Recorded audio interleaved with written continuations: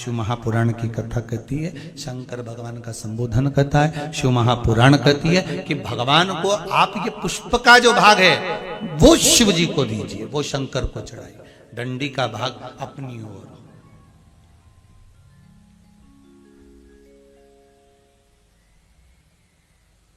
पर हम लोग तो उल्टे चलते हैं ना, आदत तो हमारी उल्टी है। डंडी शंकर जी की ओर, फूल का मुंह हमारी, हमको अच्छा लगना चाहिए। भगवान के सामने ऐसा जमात हो गई है, भगवान के सामने ऐसा जमात हो गया। भगवान भी मन में सोचे वो डंडी गड़ रही है गुलाब की, है?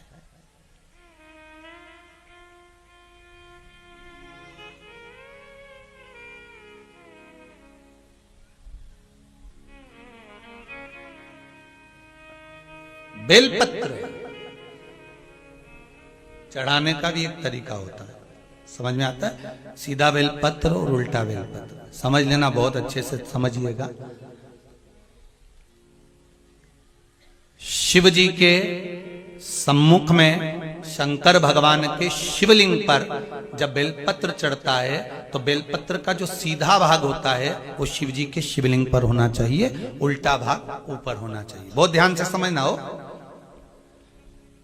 जब नंदीश्वर को बेलपत्र चढ़ाते हो, नंदी जो बाहर होता है उसको बेलपत्र चढ़ाते हो, तो नंदी को दो जगह बेलपत्र चढ़ती है, आपको ध्यान में होगा। पहली बेलपत्र नंदी को जब चढ़ती है तो नंदी के सामने चढ़ती है, तो उसका बेलपत्री का जो डंडी का मुख है वो नंदी की ओर होता है, और बेलपत्री की पत्ती का मुख शंकर जी की ओर होता है। समझ में आ रहा है सबको? डंडी का मुख, जैसे नंदी ऐसे बैठा है तो डंडी का मुख नंदी की ओर होगा, पत्ती का मुख शिव के, और ये सीधी की सीधी नंदी के सामने नीचे रखा जाती है, नंदी के सम्मुख।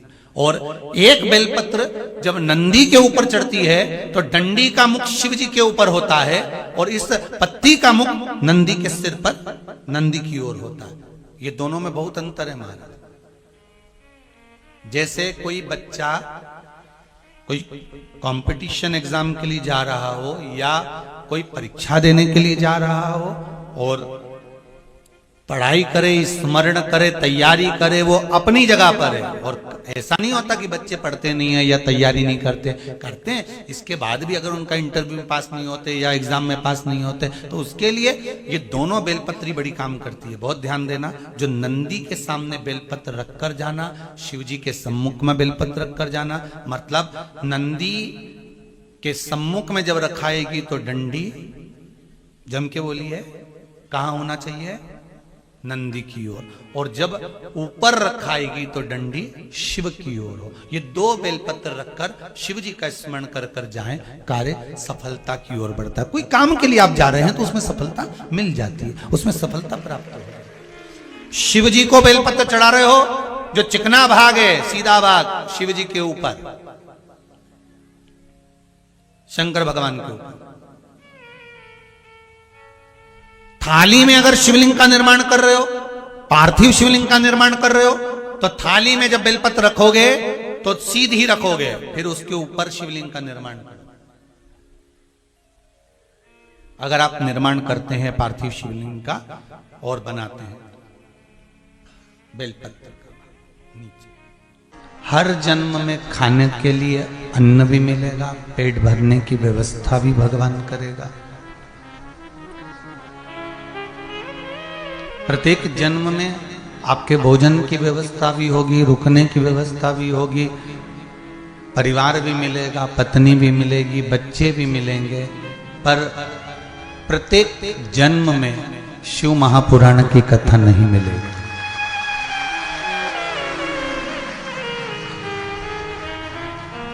हर जन्म में शंकर की कथा नहीं मिल सकती। प्रत्येक जन्म में शिव महापुराण की कथा नहीं मिलेगी। प्रत्येक जन्म में पत्नी मिल जाएगी, बच्चे मिल जाएंगे, भोजन मिल जाएगा, रहने के लिए घर मिल जाएगा, सब कुछ मिल जाएगा, पर भगवान शंकर का भजन नहीं मिलेगा, शिव स्मरण नहीं मिलने वाला। शंकर की कथा, शंकर का भक्ति, शिव की उपासना, शंकर का स्मरण ये प्राप्त नहीं होगा। महाराज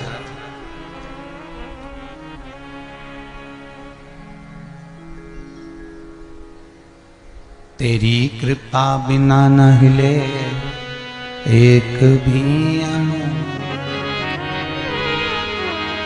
लेते हैं श्वास तेरी कृपा से तनो तनु। हे गंगधार मुक्ति द्वार ओमकार तू, बोले ओंकार तू। आयो शरण तिहारी शंभु तार तार। बखान क्या करूं मैं राखों के ढेर का, चपटी भभूत में खजाना कुबेर का।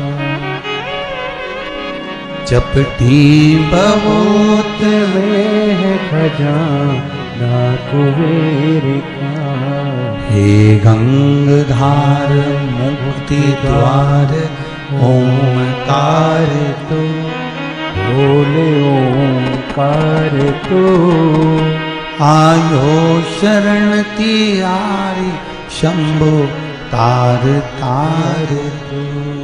शिव दयालु है, शिव कृपालु है, शिव करुणा की सागर है। शंकर देना जानता है, लेना कुछ नहीं जानता।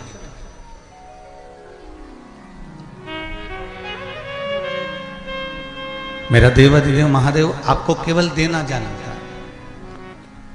मेरा देवाधिदेव महादेव आपसे लेना नहीं जानता। उसने केवल देना जाना है कि लंकाधिपति रावण को सोने की लंका दे दी, भस्मासुर को कंकण दे दिया। ये बंद पड़े हैं, बंद हैं। भस्मासुर को कंकण दे दिया, लंकाधिपति रावण को सोने की लंका प्रदान कर दी।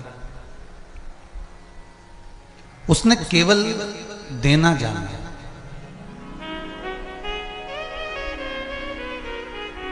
वो लेना नहीं जानता। कभी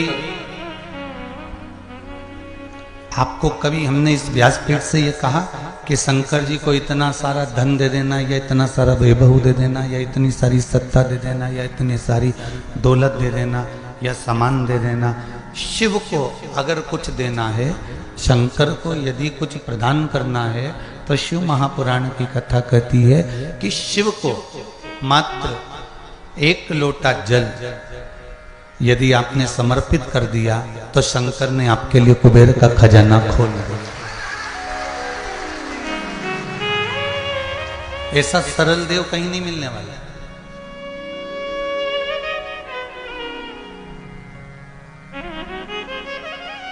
इतना सरल देव कहीं मिलने वाला है क्या? अन्य देवताओं के पूजन के लिए तो आपको सामान जुटाना पड़ता है कि ये लाओ, कि वो लाओ, कि ये पूजन करना है तो इसके लिए ये इतना इकट्ठा करना पड़ेगा, यज्ञ करना है तो इसके लिए इतना इकट्ठा करना पड़ेगा, सामान लाना है तो उसके लिए इतना इकट्ठा करना पड़ेगा, सामान एकत्रित करना पड़ेगा, ये सामान लाना पड़ेगा, वो सामान लाना पड़ेगा। पर शिव की पूजन के लिए आप कुछ एकत्रित करो मत करो। यहां तक शिव महापुराण की कथा कहती है कि तेरे मंदिर में आना मेरा काम है और मेरी बिगड़ी मनाना तेरा काम है। बस यहां तक शिव महापुराण की कथा कहती है कि आप शिव के मंदिर तक चले जाओ।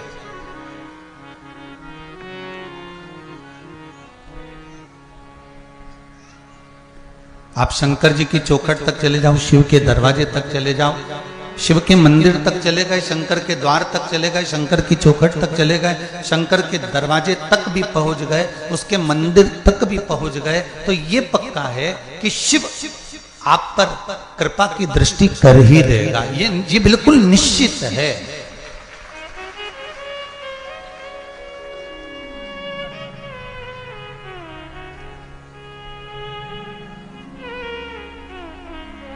कल अपन सभी ने शिव महापुराण की कथा में श्रवण किया था। कल भगवान शंकर की कथा में अपन ने सुना था कि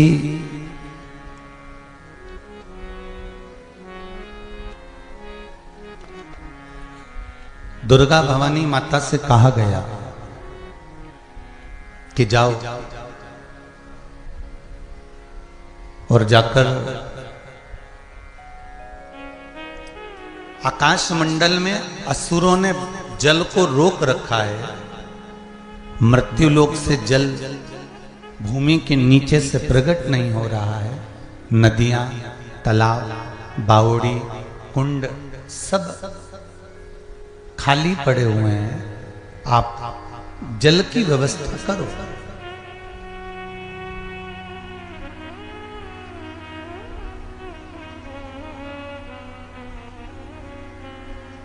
तभी माता पार्वती जी का जो स्वरूप था, दुर्गा भवानी का जो स्वरूप था, उससे माता पार्वती जी ने, माता दुर्गा ने शकंभरी रूप धारण कर लिया था।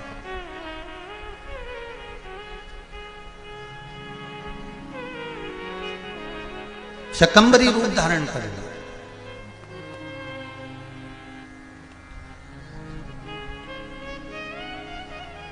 हजारों नेत्र माता ने अपने शरीर पर बना लिए थे और हजारों नेत्र बनाकर माता ने उन नेत्रों से रोना चालू कर दिया था। क्या हुआ उससे? जब रोना चालू करा माता ने, चलती चलती जाए मेरी शकंभरी माता, और नेत्रों से जल बहाती जाए।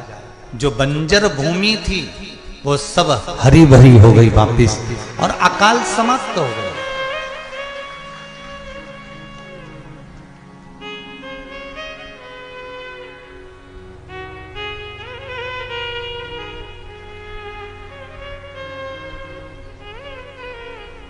जब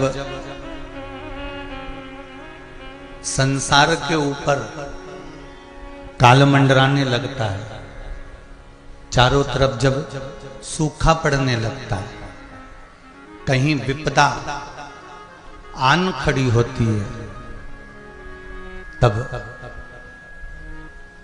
शिव पंचायत में से मां दुर्गा को बाहर निकालकर खड़ा कर दिया जाता है कि अब तुमको संभालना है, अब तुमको देखना है, अब तुम जाओ।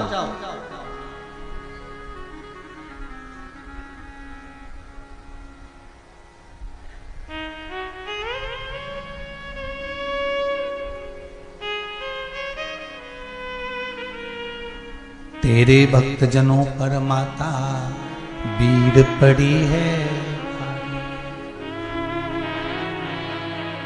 दानव दल पर टूट पड़ो मां करके सिंह सवारी।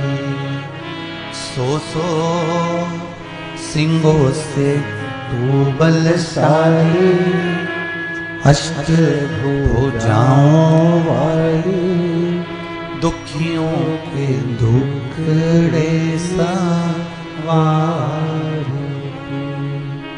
ओ मैया हम सब उतारे तेरी आरती। मां आद्य शक्ति मां दुर्गा शकंभरी बनकर प्रकट हो गई।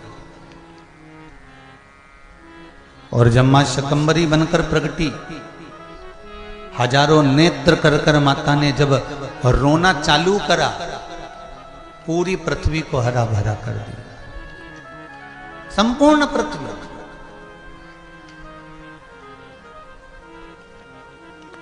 कल कथा में एक बात कही थी, आप लोगों ने उसको अपने जीवन में उतारा कि नहीं उतारा पता नहीं, पर एक बार अच्छे से फिर से सुन लो। परिवार वालों के सामने रोगे उसका कोई मोल तत्व नहीं है, कुटुंब के आगे जाकर रोगे उसका कोई मोल तत्व नहीं है।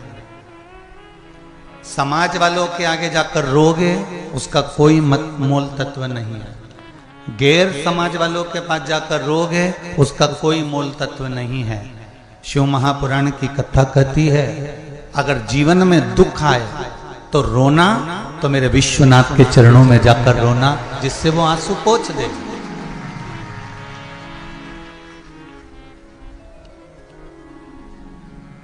दुनिया के लोग तो रुलाना जानते हैं महाराज। माता के गर्भ से जब बच्चे का जन्म होता है, तब माता के गर्भ से जब बच्चा जन्म लेता है, तब डॉक्टर सिस्टर उसको धप मार के रुलाते हैं, चिमटी फोड़ के रुलाते हैं कि रो, आज से तू रोएगा तो मरेगा, तब तक तुझे रोना पड़ेगा। बोलो माताएं सही है कि गलत है? डॉक्टर सिस्टर उसको धप मार के रुलाते हैं कि आज से रोएगा तो मरेगा, तब तक तुझे रोना पड़ेगा।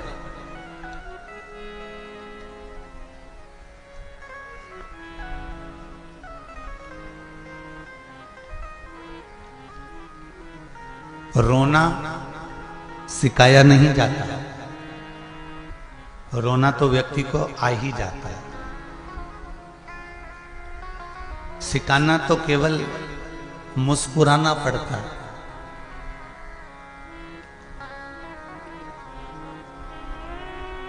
और जब आप किसी अच्छी संगत में पहुंच जाओगे, अच्छी जगह पहुंच जाओगे, तो वहां पर तुम्हें रोना नहीं पड़ेगा, वहां केवल आप मुस्कुराना सीख जाओगे। फिर कोई रुलाने वाला नहीं मिलने वाला आपको। अच्छी संगत में गए तो, अच्छी जगह पहुंच गए तो, अच्छी जगह पर लग गए तो आपको फिर कोई रुलाने वाला नहीं मिलेगा, आपको मुस्कुराना अपने आप आ जाएगा।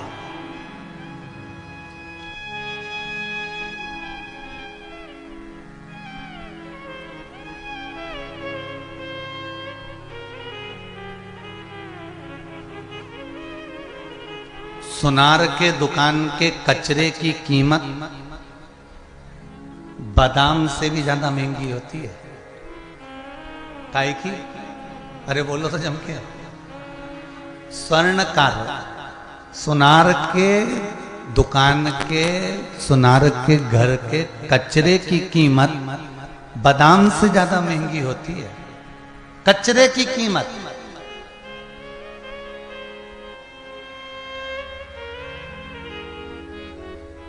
एक मक्खी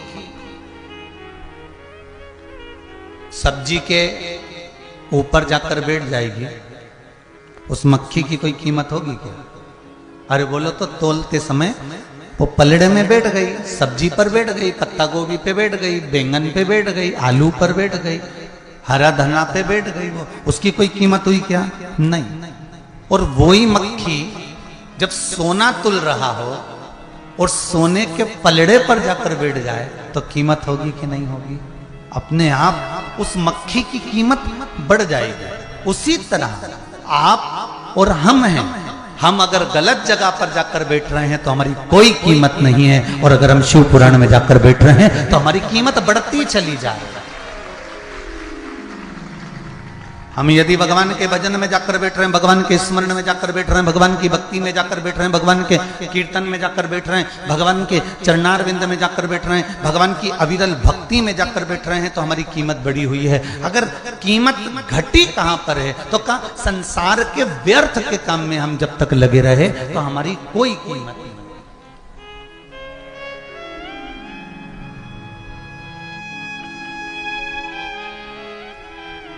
उसकी कोई कीमत नहीं।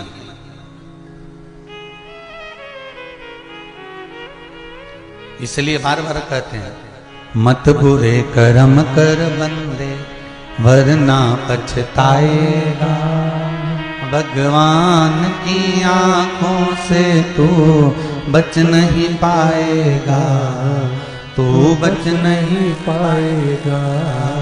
अरे ओ अज्ञानी मत करना। क्यों करता है?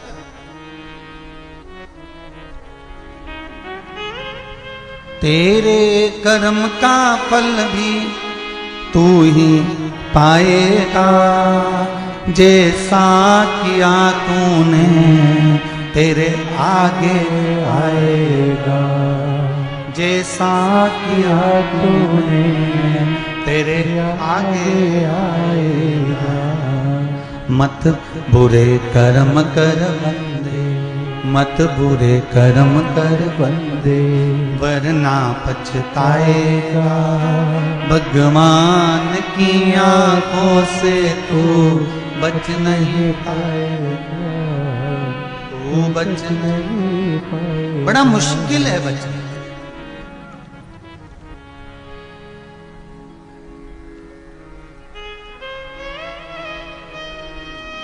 सुनार की दुकान के कचरे की कीमत, सुनार के घर के कचरे की कीमत बादाम के कीमत से ज्यादा होती है। क्यों? क्योंकि वो अच्छी जगह का होता है। उसी तरह आप अच्छी जगह बैठोगे, अच्छी जगह रहोगे, भगवान की भक्ति में लगे रहोगे, कीर्तन में लगे रहोगे, स्मरण में लगे रहोगे, तो कीमत तुमको नहीं बनाना है, कीमती तो मेरा भोलेनाथ खुद बना देगा। आपको बनाने की जरूरत नहीं। एक पत्र में किसी ने लिखा है,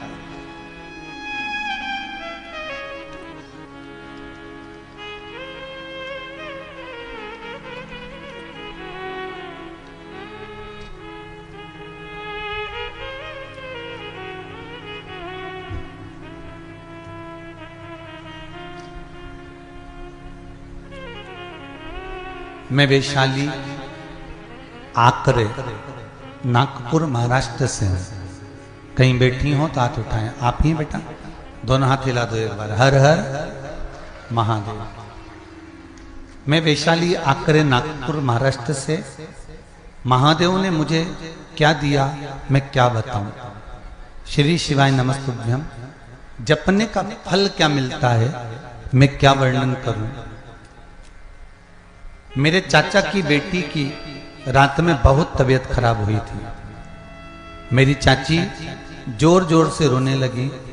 हम सब आवाज सुनकर उनके रूम की तरफ भागे तो देखा तो चाची की बेटी प्राण छोड़ चुकी थी। प्राण छूट गया था। प्राण छूट गया समझकर उनको नीचे सुला दिया। उनकी सांस चलना बंद हो गई थी, हलचल बंद हो गई थी, कुछ भी शरीर कंपायमान नहीं था, शरीर में कोई अंश नहीं था। वो देखकर हम सब हताश हो गए। तब आप ही ने लिखा है ना, तब चाची भी आई है आपके साथ में क्या? नहीं आई। तब पूरे परिवार ने शिव महापुराण की कथा टीवी पर सुन रखी थी, तो एक साथ श्री शिवाय नमस्तुभ्यम का जाप करना प्रारंभ किया। 5 मिनट ही हुए थे, बेटी ने आंख वापिस खोल दी। ये शिव है, ये पत्र है। बैठो बेटा, श्री शिवाय नमस्तुभ्यम। बैठी। अकाल मृत्यु वो मरे जो काम करे, चंडाल का काल उसका क्या बिगाड़े, जो भक्त हो महाकाल का। जो शिव का उपासक होता है, शंकर का जो भगत होता है, शिव की आराधना करने वाला जो होता है, शिव स्मरण करने वाला जो होता है, मृत्यु दरवाजे तक अगर आ भी जाए और आप शंकर की आराधना में लगे हो तो यह पक्का है कि काल भी टल जाता है उस महाकाल की। आवाज काई की आ रही है उसको तो सही करवाऊं ना उसको।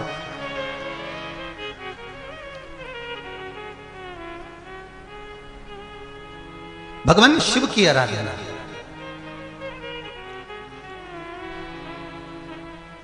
शंभु शरणे पड़ी मांगू घड़ी घड़ी दुख काटो, दया करी ने दर्शन आपो। भगवान शिव से प्रार्थना करें, शंकर की आराधना करिए, शिव का स्मरण करिए, शिव भक्ति में डूबने का प्रयास करिए।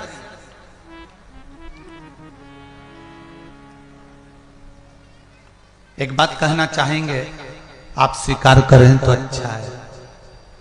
दूसरे दूसरे धर्म के लोग आपको भले भटका दें,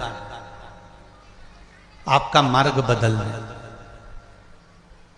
आपको भले दूसरे मार्ग की ओर लेकर चले जाएं, पर सत्यता तो यही है कि हमारा जो सनातनी धर्म है ना, ये एक ऐसा धर्म है जिस धर्म के अंतर्गत हम केवल भगवान का नाम लेकर ही दुनिया के सारे कार्य कर सकते हैं। केवल नाम लेकर।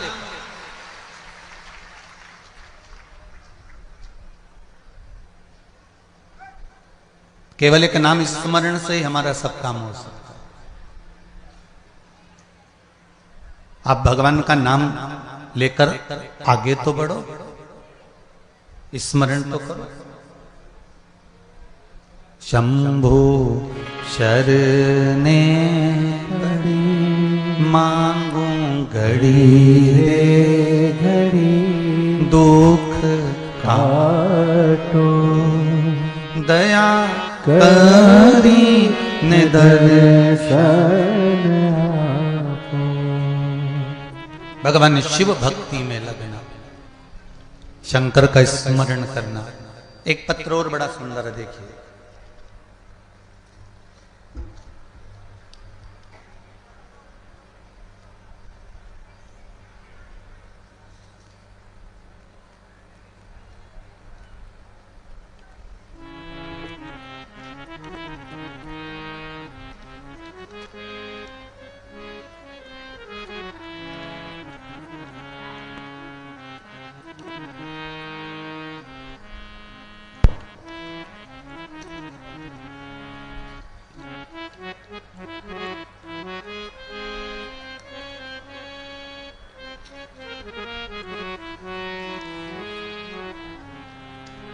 मेरा नाम प्रियंका निर्मल कुमार, पति लव कुमार जी बरेट, रायगढ़ छत्तीसगढ़ से आए।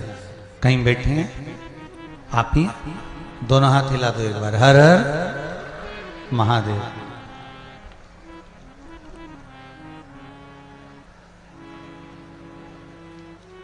पत्र में लिखा है, गुरुजी चरणों को प्रणाम।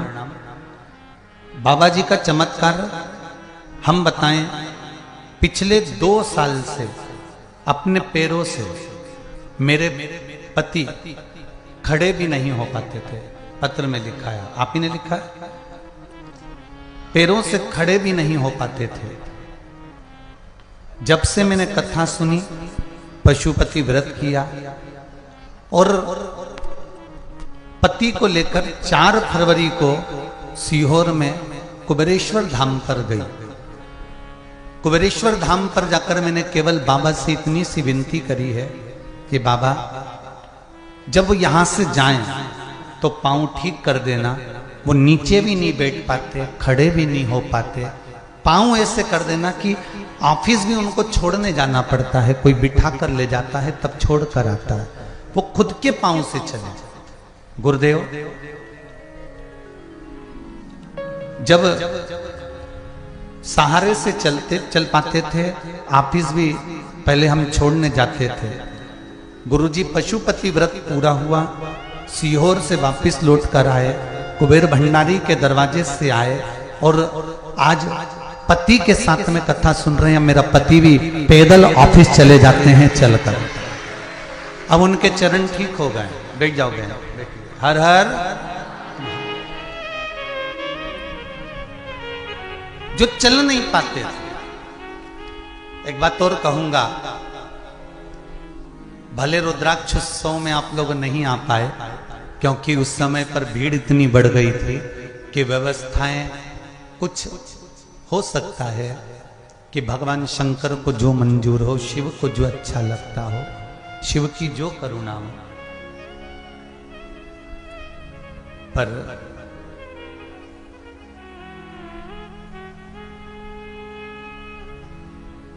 सारे तीर्थ बार बार, कुबेर भंडारी एक बार जरूर जाए। एक बार अगर मौका मिले भगवान से प्रार्थना करना, अगर कोई दिक्कत जीवन में आए तो शिव की आराधना करना। और कभी भगवान ऐसी कृपा कर दे तो इस शरीर को लेकर एक बार कुबेरेश्वर बाबा की धरा पर जरूर होकर आना, ये निवेदन। वहां का कंकर शंकर केवल उस कुबेरेश्वर बाबा की धरा पर कहीं पर भी बैठकर 108 बार श्री शिवाय नमस्तुभ्यम का मात्र जाप कर लेता है व्यक्ति और दिल की बात बाबा से कह देता है, तो बाबा उसकी मुराद 3 महीने में पूर्ण कर देता है। जैसे बहन जी ने लिखा कि मैं कहकर आई बाबा से, उसने तारीख भी लिखी।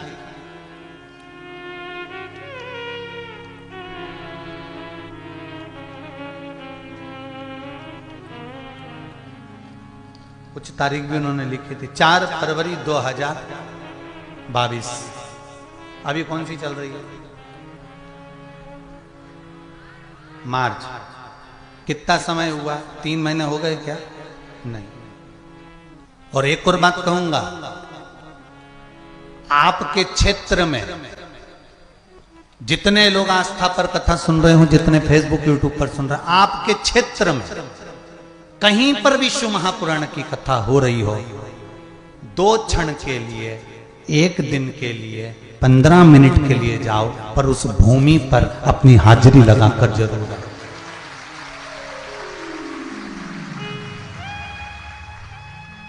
क्यों? क्या कारण है? श्री तुमरुका जी ने भगवान देव अधिदेव महादेव से निवेदन करा, हे भोलेनाथ, ये कथा मैं आपको सुना रहा हूं। आप कथा के मुख्य यजमान शिव और पार्वती जी, ईश्वर जी और गोरा जी हैं।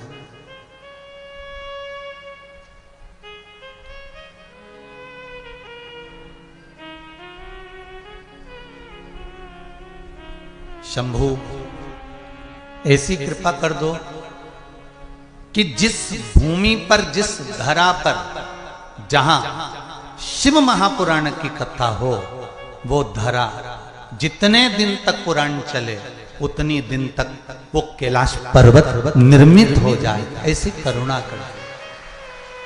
क्यों?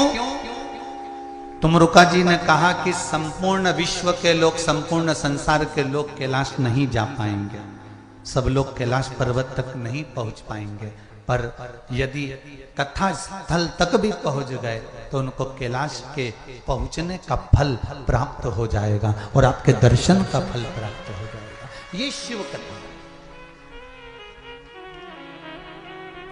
भगवान शिव की कथा कहती है, जिस भूमि पर शंकर का सुंदर शिव महापुराण की कथा हो रही हो, शिव का स्मरण हो रहा हो, वो धरा कोई साधारण सी नहीं होती, वो स्वयं कैलाश धाम बन जाती है।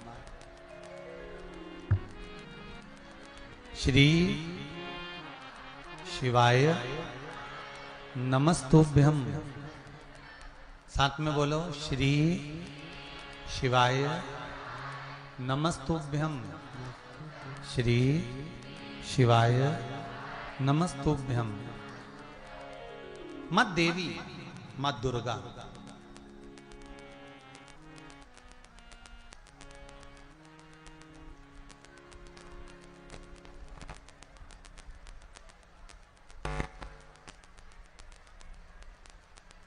मां देवी, मां दुर्गा स्वयं शकंभरी बनकर संपूर्ण भूमंडल को हरा भरा कर देती है। संपूर्ण भूमंडल।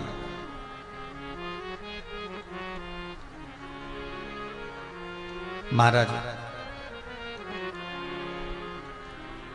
5 देवों में शिव पंचायत में सबसे पहला वर्णन आया था पंच तत्व का, पहले गणेश जी, जम के बोलो। दूसरे नंबर पर भगवान विष्णु वायुदेव। तीसरे नंबर पर भगवान शिव पृथ्वी का तत्व। चौथे नंबर पर मां दुर्गा अग्नि का स्वरूप।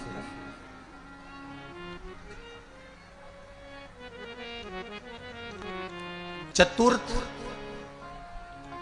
पशुपति व्रत में जो चौथा दिया है, जो चौथा दीप पशुपति व्रत में वर्णन किया गया है, वो लक्ष्मी और नारायण का। और पंचम पांचवा जो दीप है पशुपति व्रत के अंतर्गत, ये संपूर्ण कार्य सिद्धि के लिए स्वयं रिद्धि सिद्धि, स्वयं अष्ट सिद्धि नवनिधि और श्री शिवजी महाराज की कृपा का ये 5वें नंबर का दीप है। 5वें नंबर का दीप, ये पंचम नंबर का। और एक बात और ध्यान दीजिएगा, जो छठा दिया है जिसको आप लोग लेकर जाते हो घर के दरवाजे पर, कहाँ लगाते हो? घर के द्वार के सीधे हाथ की ओर। सीधा हाथ मतलब घर में प्रवेश करते समय सीधा हाथ पड़ना चाहिए। घर में प्रवेश करते समय आपका सीधा हाथ जहां होगा वहीं लगाना, घर से निकलते समय का नहीं। और एक बात और अच्छे से समझ लीजिए, आज मान लो दुकान नीचे है और मकान ऊपर है, अब दिया कहां लगाएं? मान लो दुकान के अंदर से रास्ता है मकान में जाने का, तो दुकान के दरवाजे पर है। और अगर रास्ता अलग से गया हुआ है ऊपर जाने के लिए, तो फिर वो दिया बाहर ही, जहां से आप लोग ऊपर जा रहे हैं, रास्ते में प्रवेश कर रहे हैं, वहां रखें। और यदि किसी मल्टी में रहते हैं, फ्लैट में रहते हैं, और फ्लैटों में और भी बहुत सारे घर हैं, फ्लैट में आने के लिए द्वार एक बड़ा सा नीचे होता है, इसके बाद बिल्डिंग में चढ़ना होता है, तो फिर आप के जिस फ्लैट में आप निवास करते हैं, जिस फ्लैट में आप रहते हैं और जिस घर में आप प्रवेश करते हैं, वहां दिया।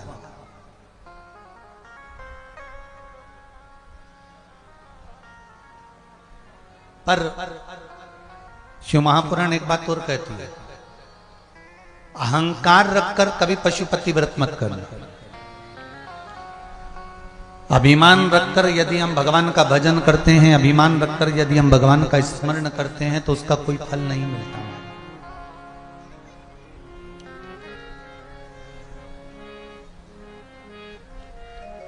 कल कथा में अपन ने श्रवण करा था माता दुर्गा का पंचायत में स्वरूप।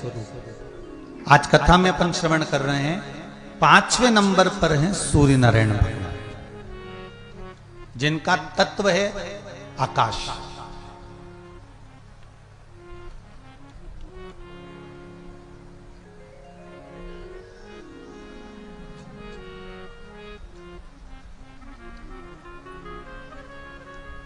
प्रतिदिन 2 देवताओं पर जल रोज चढ़ता। एक देव अधिदेव महादेव और दूसरे, जम के बोलो जरा, सूर्य देव भास्कर।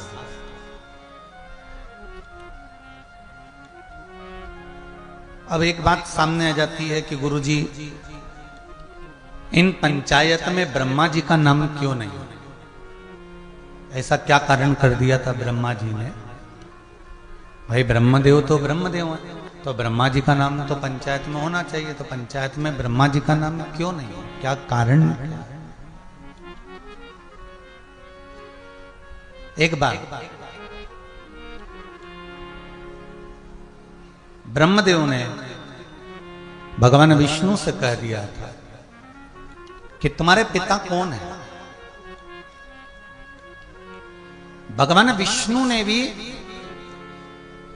भगवान ब्रह्मदेव के सामने ये प्रस्तुत कर दिया कि शिव मेरे पिता हैं।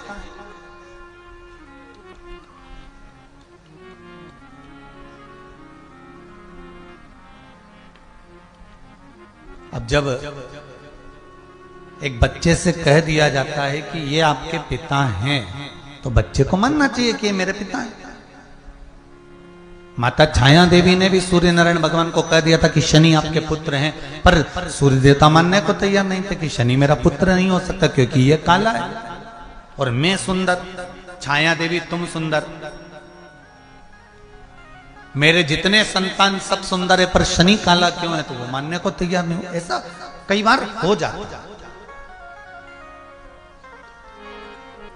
ब्रह्मा जी मानने को तैयार नहीं थे। इन्होंने पर्वत को घुमाना प्रारंभ करा और उस पर्वत को घुमाते घुमाते घुमाते घुमाते लिंगायत आकृति प्रकट हो गई, अग्नि का खंभ प्रकट हो गया, प्रथम शिवलिंग प्रकट हो गया। मृत्यु लोक पर पहला शिवलिंग ब्रह्मा और विष्णु ने बनाया था, जो प्रकट हो गया, ब्रह्मा और विष्णु के द्वारा प्रकट।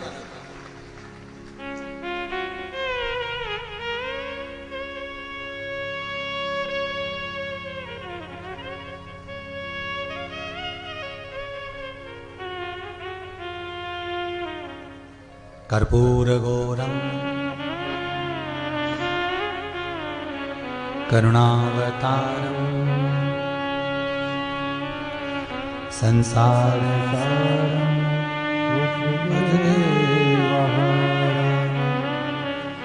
शिवलिंग प्रकट हुआ। जैसे ही शिवलिंग प्रकट हुआ, भगवान विष्णु ने कह दिया, ब्रह्मदेव तुम पूछ रहे थे मेरे पिता कौन है, ये मेरे पिता हैं।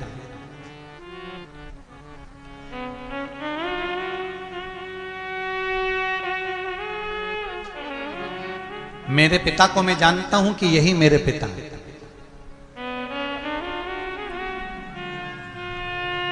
इसके सिवाय मुझे कुछ कहना नहीं है। ब्रह्मा जी तो भी नहीं माने। ब्रह्मा जी के मन में वो बात ठीक नहीं लगी, ब्रह्मा जी नहीं माने उस बात को। ब्रह्मदेव ने कहा ऐसा होता है, तुम्हारे पिताजी के चरण कहां है और सिर कहां है? भगवान ब्रह्मा भगवान शंकर के शिवलिंग का शीश देखने जा रहे हैं और भगवान विष्णु चरण देखने के लिए जा रहे हैं। ये कथा हमने पहले भी आपको सुनाई। भगवान विष्णु चरण देखते देखते देखते देखते वापिस आ गए, पर उनको चरण नहीं मिले, वापिस आ गए। वो जानते थे कि पिता के चरण को जानना, पिता और माता, इन दोनों के भीतर के विचारों को जानना, इन दोनों के भीतर की बात को जानना, ये बड़ा कठिन है। बड़ी बहू को लगता है कि सास छोटी को ज्यादा चाहती है, छोटी को लगता है सास बड़ी को ज्यादा चाहती है। पर कोई सास से तो पूछे कि वो किसको चाहती है, तो सास एक ही बात कहेगी, दोनों बेटों को बराबर का दूध पिलाया है, मेरे लिए दोनों बराबर के हैं, ना कोई बड़ा ना कोई छोटा। सास की निगाह में ना कोई बड़ा होता है ना कोई छोटा होता है। पर ये जो जगदम्बा होन होती है ना, ये बैलेंसिंग करती रहती है दिन भर। इनके मन में यही आता है, देख लो तुम्हारी मम्मी को, देख लो तुम्हारे पापा को।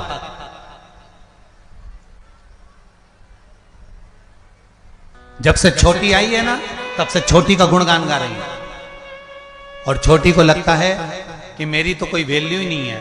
ये तो जब देखो जब सास बड़ी का ही गुणगान गाए, ससुर जी बड़े का ही गुणगान गाए। ये हम करते हैं, ये हमारे मन की विचार धारणा को हम सोचते हैं, ऊंचा नीचा हम सोचते हैं, पर इनके मन में ये बात नहीं होती। जो घर का माता पिता होता है, इसके मन में ये विचार नहीं आता कि कौन बड़ा है, कौन छोटा है, कौन श्रेष्ठ है, कौन नहीं है। उसके मन में कुछ भी नहीं। उसके मन में तो ये है कि मैंने बराबर का दूध पिलाया है दोनों को, और दोनों मेरे लिए, चारों मेरे लिए, पांचों मेरे लिए, तीनों मेरे लिए। जितने भी घर में बेटे होते हैं, बहुएं होती हैं, ये सब मेरे लिए बराबर।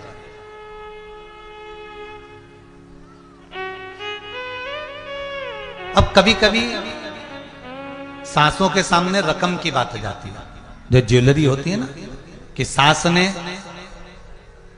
बड़ी बहू के मन में आता है कि छोटी को तो ज्यादा दे दिया सास ने, हार भी बनवा दिया, पाटली भी बनवा दी, सामान भी बनवा दिया, और हमारी शादी में तो केवल एक मंगल सूत्र अकेला दिया था, और चांदी की तगड़ी और चांदी की पायल, सास ने केवल इतना ही दिया था।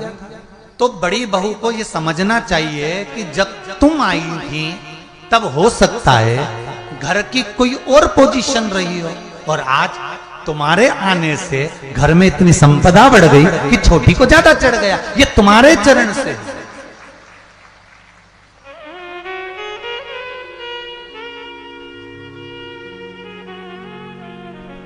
ये किसी दूसरे के चरण से नहीं, ये आपके चरण से। कितना प्रेम है महाराज जी संबोधन में, जरा देखिए। देवरानी देवों के घर से भेजी हुई रानी, जेठानी, जिसने आते से तेरी जय जय कराने की ठानी, उसका नाम है जेठानी। दोनों संबोधन में कितना प्रेम छुपा हुआ है, कितना आनंद छुपा हुआ है, कितना भक्ति और विश्वास छुपा हुआ है, जरा वो देखिए। पर हम तो ये सोचते हैं कि ये हमारी दुश्मन आ गई या हमारा ये दुश्मन हो गया। नहीं नहीं भाई, शिव महापुराण की कथा कहती है शिव जी के मन में भेद नहीं होता। उसके लाखों दीवाने बड़े से बड़े, उसके चरणों में सब कंकड़ माटी से पड़े। उसके लिए बड़ा है तो भी बराबर, छोटा है तो भी बराबर। उसके लिए लंकाधिपति रावण है वो भी बराबर, उसके लिए भस्मासुर है वो भी बराबर।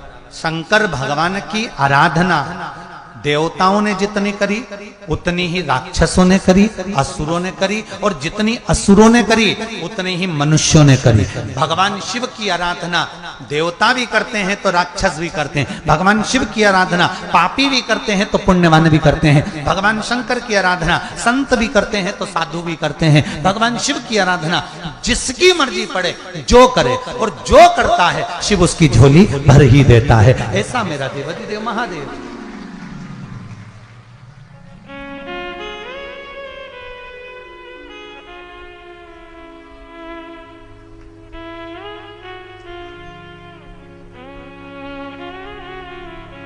शिव आराधना का पुण्य यही है।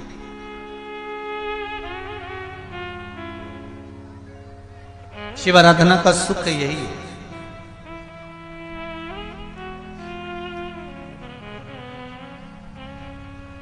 शंकर की आराधना का एक सुख एक पत्र में लिखा है किसी बहन ने, देखिए।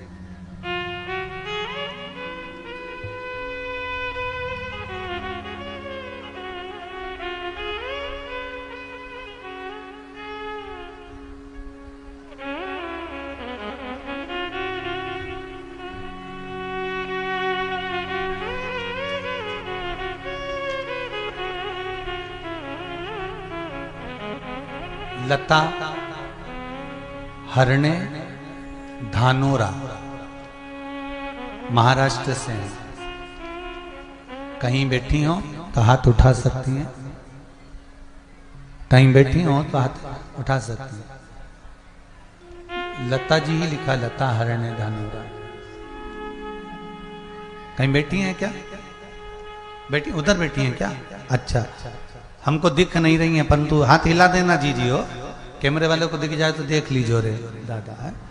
हाँ, इधर साइड में हाथ हिला देना दोनों। हर हर महादेव। आपने लिखा है, गुरुजी मेरे पति की तबीयत अचानक खराब हो गई थी, उन्हें हॉस्पिटल में जाना पड़ा। बहुत चक्कर सा एक दिन आ गया था और उनको ले गए।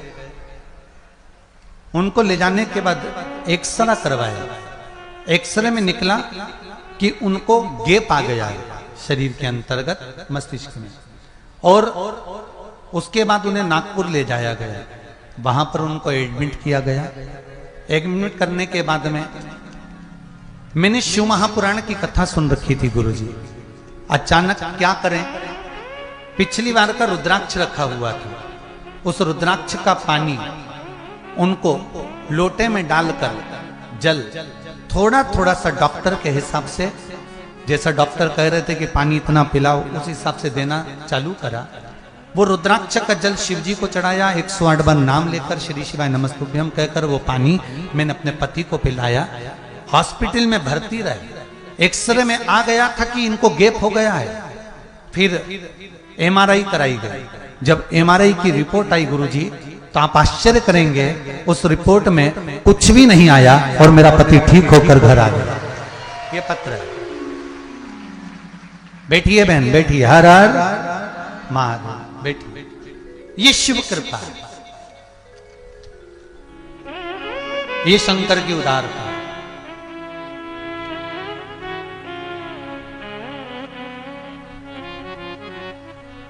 शंभो शरणे मांगो घड़ी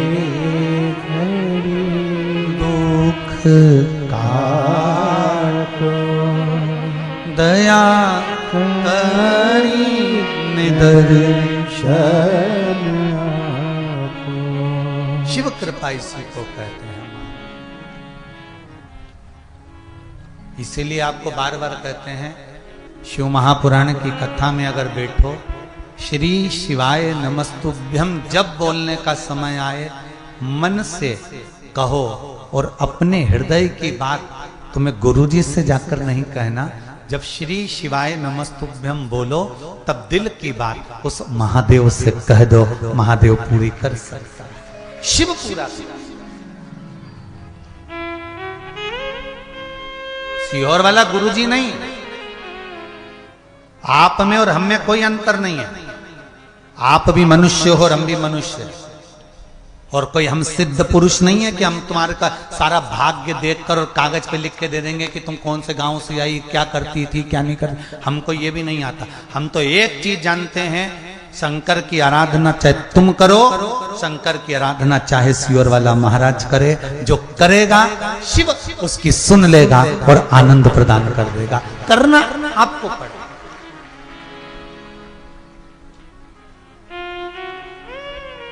ना ही हमारे पास में कोई बूटी मूटी है कि हम ऐसा घुमा दे और तुम्हारे ऊपर छोड़ दे धड़ से, और तुम्हारे को नीचे से धन का हंडा निकालिया। हाँ? ऐसा धन का हंडा निकलता होता तो कुबेरेश्वर मंदिर कब का बन गया होता।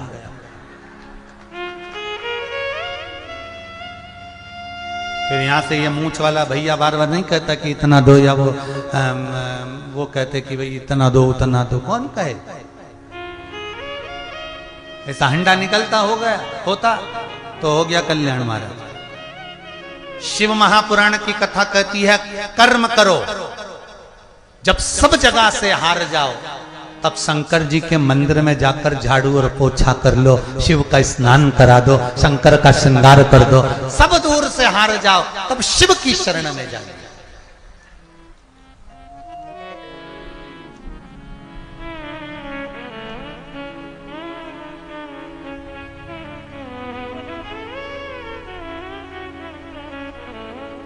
एक हरियाणा से कोई कथा सुनने के लिए आए हैं। मैं नाम तो नहीं जानता, पर सुबह मिलने आए थे, कोई हरियाणा से आए हुए। कहीं बैठे हो तो खड़े हो जाने दो। हरियाणा से कथा सुनने आए। कहीं बैठे हैं? अगर बैठे हो तो हाथ हिला देना। गए क्या? अच्छा ठीक है। वह हरियाणा से कथा सुनने आए थे, 2 दिन रुके हुए थे। केवल निवेदन करने आए थे कि बाबा ने थोड़ा सा हाथ पकड़ लिया, थोड़ा बाकी है, आप शिव जी से कह दोगे क्या? हमने उसको एक ही बात कही, हम तो नहीं कहेंगे, पर दिल से अगर आपने शिव महापुराण की कथा भले आस्था चैनल पर या मोबाइल पर भी सुनी है तो वो सुन लेगा, पक्का है। उसका विश्वास दृढ़ है, भरोसा पक्का।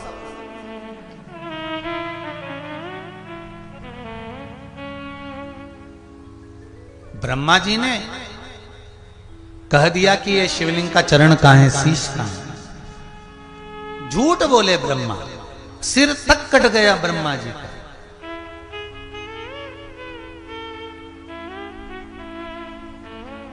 शिव पंचायत में ब्रह्मा जी आ जाते, पर ब्रह्मा जी ने गलती झूठ की करी।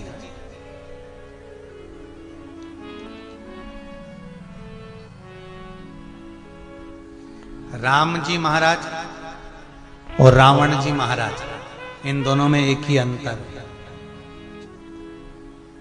श्री राम जी महाराज में और रावण जी महाराज में एक ही अंतर है। मेरे राम को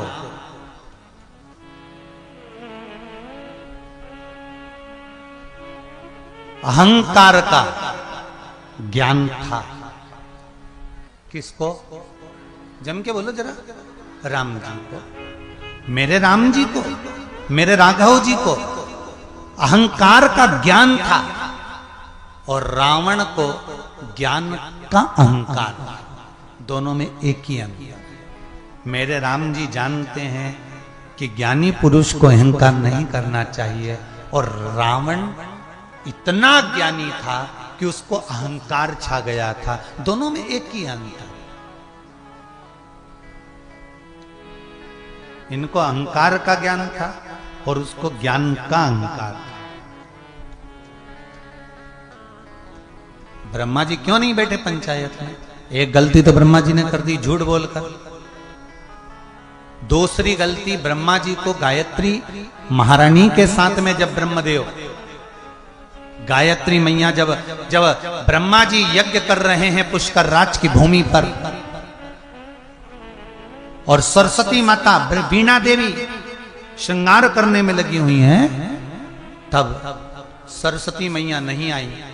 तब ब्रह्मा जी के बोलने पर ब्राह्मणों ने गाय के मुख से गायत्री को प्रकट करा, और गायत्री को प्रकट कर कर वेद माता, ब्राह्मणों ने वेद की ध्वनि पढ़ना प्रारंभ करी और गाय के मुख से गायत्री को प्रकट कर कर वहां ब्रह्मा जी के पास में बिठा दिया। इतने में सरस्वती माता ने आकर कह दिया, ब्रह्मदेव तुमने मेरी जगह पर दूसरी नारी को बिठाया है, मैं तुम्हें श्राप देती हूं कि भारत की भूमि पर कहीं तुम्हारे मंदिर नहीं होंगे, केवल एक पुष्कर राज में तुम्हारी पूजन होगी, इसके सिवा कहीं नहीं।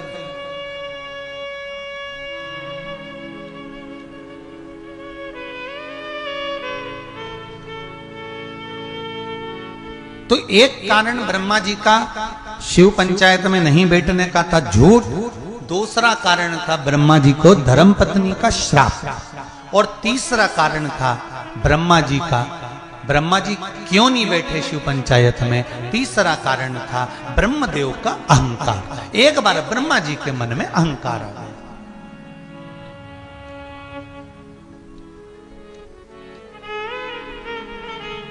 और हो जाता है, कभी कभी अभिमान आ जाता है। एक पढ़ी लिखी बहू लड़की शादी करके ससुराल आ गई। अब ससुराल में जो सासू जी थी वो बेचारी कम पढ़ी थी।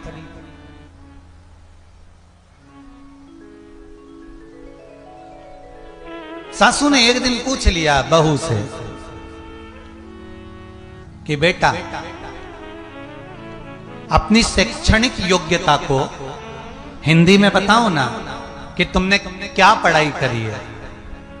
अब बहू का क्या फर्ज बनता है कि सास को प्रेम से, स्नेह से अपनी शैक्षणिक योग्यता हिंदी में बताए कि मम्मी मैंने ऐसा पढ़ाई करी है, मम्मी मैंने वैसी पढ़ाई करी है, माता जी मैंने ऐसा पढ़ा है। पर बहू अपनी अभिमतता में फूल कर सास को कहती है कि मैंने अपनी हिंदी शैक्षणिक योग्यता में बताओ कि तुमने क्या पढ़ाई करी है। तो बहू कहती है मैंने पढ़ाई करी है नेत्र नेत्र चाय।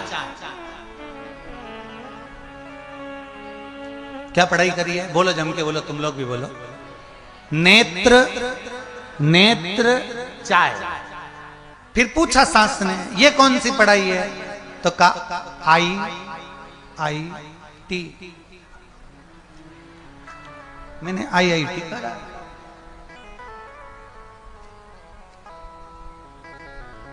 अब तूने बाद में बताया, तू समझी कि सास विचारणी नहीं होगी, विद्वत्ता में थोड़ा सा इसकी विमर्शता पूर्ण नहीं होगी, पर किसी को भी परिचय अगर देना है, किसी को भी श्रेष्ठ परिचयता प्रदान करना है, तो हम उसको उसकी अनुकूलता के साथ दें, हम अभिमान में रखकर नहीं।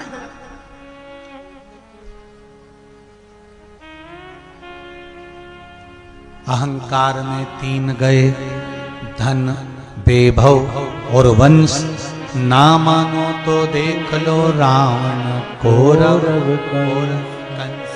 ये तीनों अहंकार में चले गए। रावण भी गया, कौरव भी गया, कंस भी गया, धन भी गया, वैभव भी गया, वंश भी गया, ये तीनों चले गए।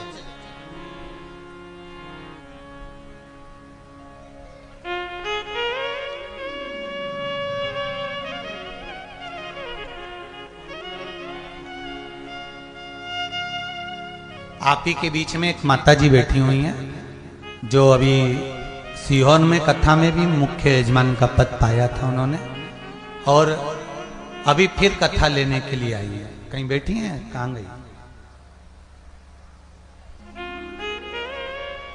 कहीं से आई हैं, वो शायद वकील वगैरह हैं कोई, और अच्छी पोस्ट पर हैं। कहीं भिलाई से आई थे ना? हाँ, भिलाई से। कहीं बैठी हो तो हाथ हिला सकती हो। हमने पूछा आप अभी तो कथा की यजमान बनी थी, अब कथा लेने की क्या जरूरत पड़ेगी? नहीं गुरुजी, कथा चाहिए। हमने पूछा क्या करोगी कथा? हर साल एक कथा दो आप तो। हमने पूछा क्यों, कारण बताओ। तो कहने लगे गुरुजी, जब तक ये भारत की भूमि वापिस हिंदू राष्ट्र ना बन जाए तब तक मुझे हर साल कथा देते रहो। अब मेरा उस समय तो मैंने सुन लिया, कहते नहीं बना, पर नहीं कह पाया, उसका मेरे मन में बड़ी खलबली मची हुई थी। मेरा कहना का मतलब ये है कि आप कहते हो कि जब तक कथा देते रहो जब तक ये हिंदू राष्ट्र ना बन जाए। मेरा निवेदन एक छोटा सा, गेहूं के खेत में, धान के खेत में घास उग जाएगी थोड़ी बहुत, तो क्या वो घास का खेत हो जाएगा? जम के तो बोलो। धान का खेत तो धान का ही रहेगा, गेहूं का खेत तो गेहूं का ही रहेगा। गेहूं के खेत में अगर थोड़ी सी घास लग जाए तो वो घास का खेत नहीं होता। और मेरा हिंदू राष्ट्र पहले भी था, आज भी है और आगे भी रहेगा। यह भारत बदल नहीं सकता। जरा सी घास लगने से घबराना नहीं है। घास का खेत नहीं हो गया कोई।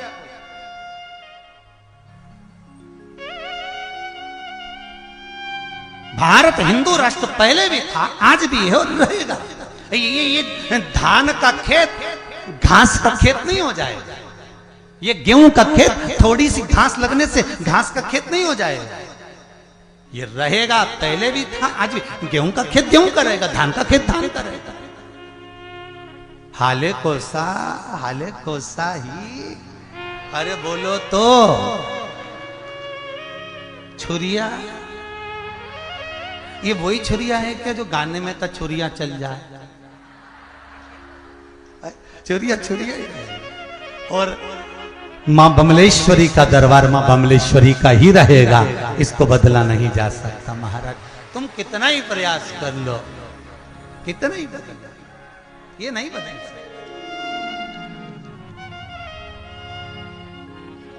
महाराज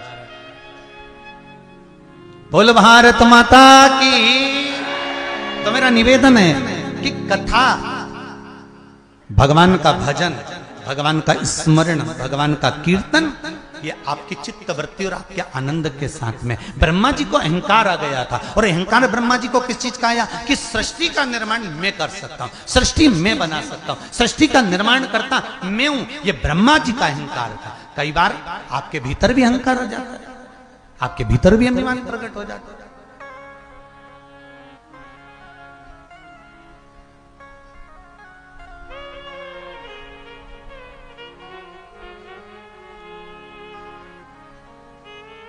पर एक बात है, उस बहन का राष्ट्र के प्रति समर्पण को मैं नमन करता हूं, उसको स्वीकार करता हूं कि वास्तव में नमनता है ऐसी बहनों को, ऐसी बहनों को नमन।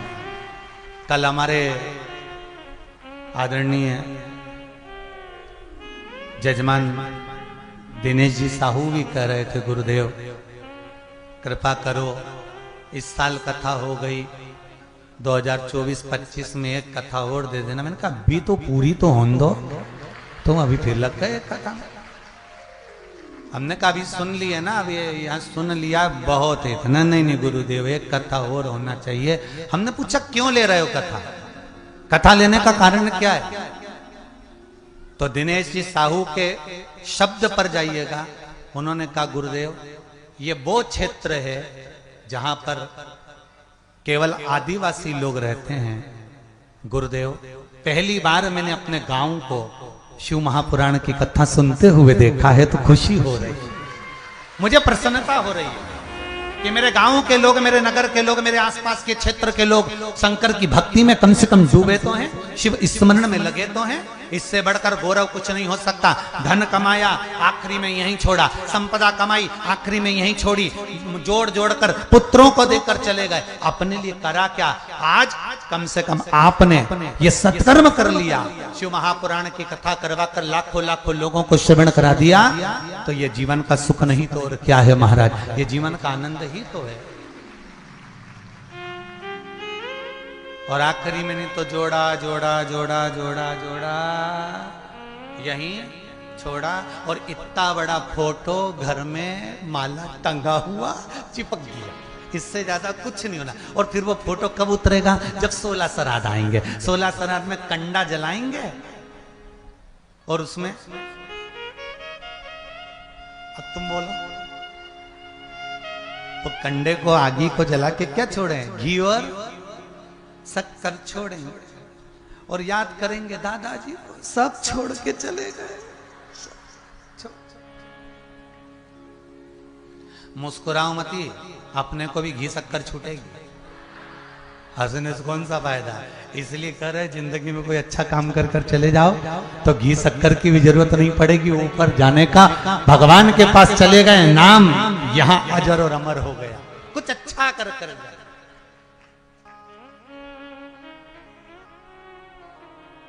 कुछ अच्छा कर जाए।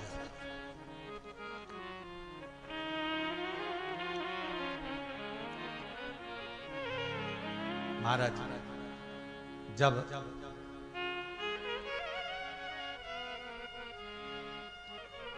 कुछ अच्छा कर कर जाओगे तो जीवन का सुख मिलेगा। ब्रह्मा जी को अहंकार आ गया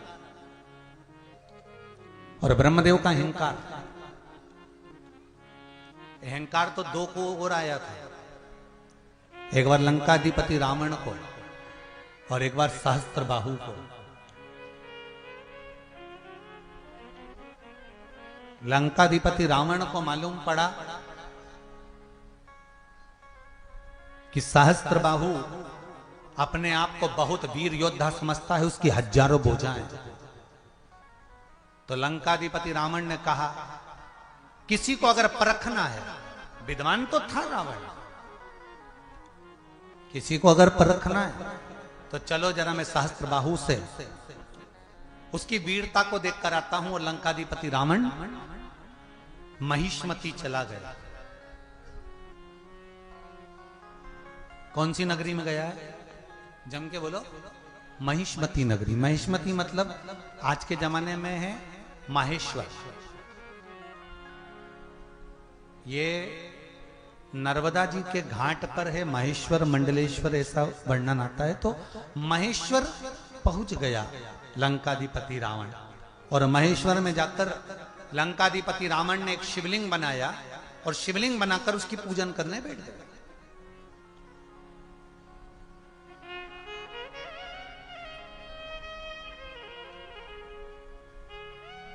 रावण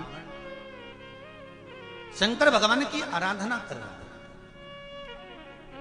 शिव महापुराण की कथा कहती है, अगर कोई शिव पुराण सुन रहा हो, शंकर की पूजन कर रहा हो, शंकर के मंदिर में बैठकर शिव नाम का जाप कर रहा हो, शंकर का स्मरण कर रहा हो, शंकर का कीर्तन कर रहा हो, पंचाक्षर मंत्र, षडाक्षर मंत्र या शिव नाम की भक्ति में अगर डूबा हुआ हो, तो शिव महापुराण की कथा कहती कभी उसको कष्ट मत देना।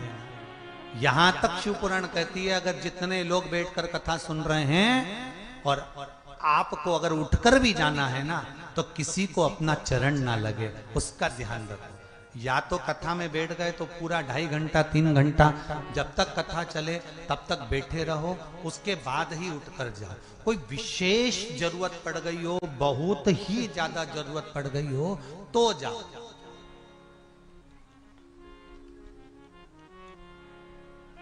नहीं तो 3 घंटा भगवान शंकर की कथा में ऐसे डूबो ना कि ना तो प्यास लगे ना भूख लगे।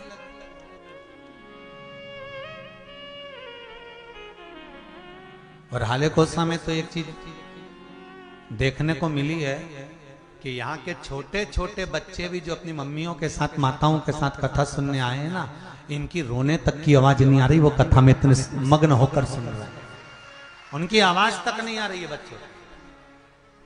अब ऐसा गांव कहां से लाओगे जरा विचार करो। हमको तो लगता है कि वहां से लेके आयोगे तो दोच के लाओगे, चुप बैठे रहना। आवाज आई ना तो सोच लेना। और कई कई तो माता इतनी चतुर होगी ना, तो बैग में पहले से सामान रख के लाई होगी, जैसे ये करे टॉफी निकाल के दे दे, मुंह ढाकर चुप। फिर ये इसकी मुंह की टॉफी खत्म हो, फिर ये और इसने ऊं करना चालू करा और इन्हें चिमटा फोड़ के फिर दी। अब वो उसकी टॉफी खुल नहीं रही, तो फिर उसकी मां ने टॉफी ली, धीरे से उसको तुरंत दे दी। इतनी इतनी चतुर लोग, धन्य है यार। आले कोसा सही नाम है ना, आले कोसा ही है। शुरू के 2 दिन हाला कोसा हो गया था, कोई बात नहीं, कोई दिक्कत नहीं है।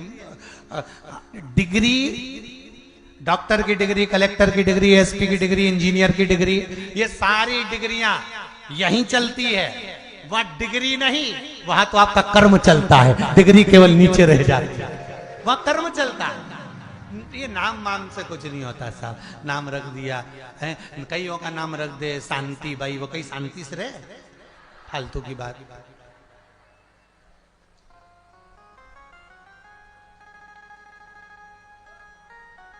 क्या हुआ नाम से?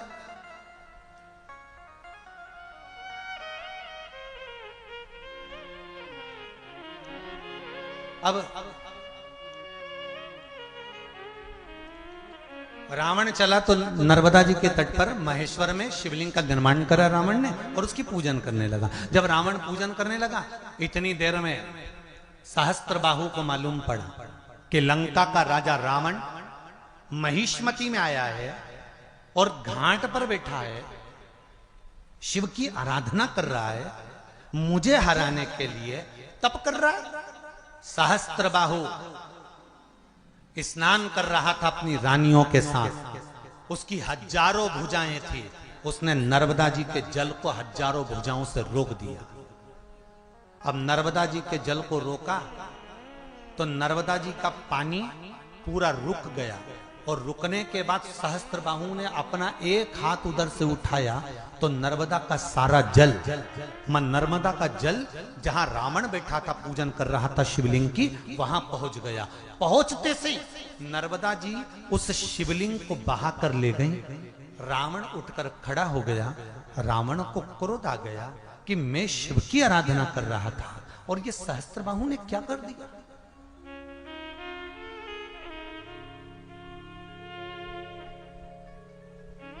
सहस्त्रबाहु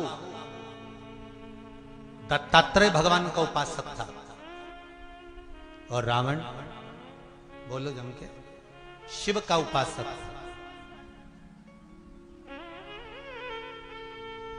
वो दत्तात्रेय भगवान की पूजन करता है, ये शिव की पूजन करता है। अब दत्तात्रेय और शिव में कोई अंतर है क्या? शिव भी तो दत्तात्रेय हैं और दत्तात्रेय ही शिव है। नारायण ही शिव है और शिव ही नारायण है।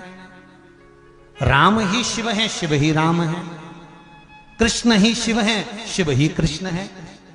जरा वेद और पुराण उठाकर तो देखो, यहां तक चरित्र मिलता है कि नारायण में और शंकर में कोई अंतर नहीं है। कोई एक रत्ती का अंतर भगवान विष्णु में और भगवान शिव में नहीं है।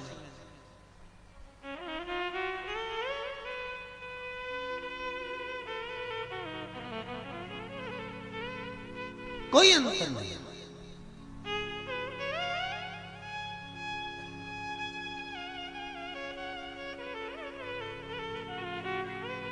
महाराज, नर्मदा का पानी थोड़ा सा छोड़ा, शिवलिंग बह गया, रावण को क्रोध आ गया। रावण और सहस्त्रबाहु का युद्ध चालू हो गया। सहस्त्रबाहु का युद्ध रावण के साथ जब हुआ तो रावण को बंदी बना लिया सहस्त्रबाहु ने। हजारों भुजाएं थी, बल बड़ा प्रबल था, उससे ज्यादा बल रावण में था। दोनों बलवान थे, पर सहस्त्रबाहु ने रावण को बंदी बना लिया और रावण बंदी बन गए। बंदी बनने के बाद रावण कारागार में डाल दिए गए। कारागार से रावण को रावण के दादाजी ने छुड़ा लिया, ले गए वापस लंका। लंका जाने के बाद रावण को बेचैनी हो गई।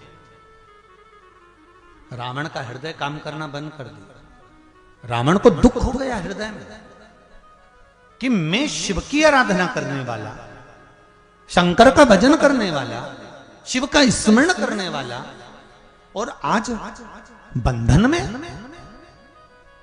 ये कैसे हो सकता है? महाराज, पकड़ लो हाथ त्रिपुरारी, नहीं तो डूब जाऊंगी। हमारा कुछ न बिगड़ेगा, तुम्हारी शान जाएगी। पशुपति व्रत आप करो, शंकर जी के उपाय आप करो, शिव की आराधना आप करो, एक लोटा पानी शंकर जी को आप चढ़ाओ, और उसके बाद भी यदि आपका काम नहीं हो तो उसमें सियोर वाले महाराज का कुछ बिगड़ेगा?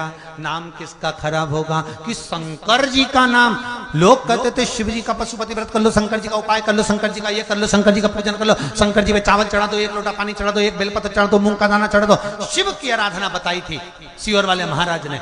सियोर वाले महाराज का कुछ नहीं बिगड़ेगा, हमारा कुछ न बिगड़ेगा, तुम्हारी शान जाएगी। हमारा क्या बिगड़ना? बिगड़ना लोग कहेंगे शंकर की इतना आराधना करी, शिव का इतना पूजन करा, शंकर का इतना अनुमोदन करा, इसके बाद भी अगर जीवन में दुख लिखा है, दुख है तो क्यों है? जब शिव की आराधना कर रहे हैं तो हमारा काम क्यों नहीं हो रहा? तब भी पीछे मत हटना, करते रहना। क्यों? शंकर भगवान को भी लगता है कि तेरे पाप की फाइल थोड़ी सी मोटी है, इसलिए इसको थोड़ा सा छुपाने में टाइम लग रहा है। मेरे को भी तो 33 कोटि देवताओं में बैठना पड़ता है, आपका दुख काटूंगा पर थोड़ा समय लगेगा। तू मंदिर आती रे, मैं कभी भी चमका दूंगा, तू आ तो। ये पत्र में लिखा देता।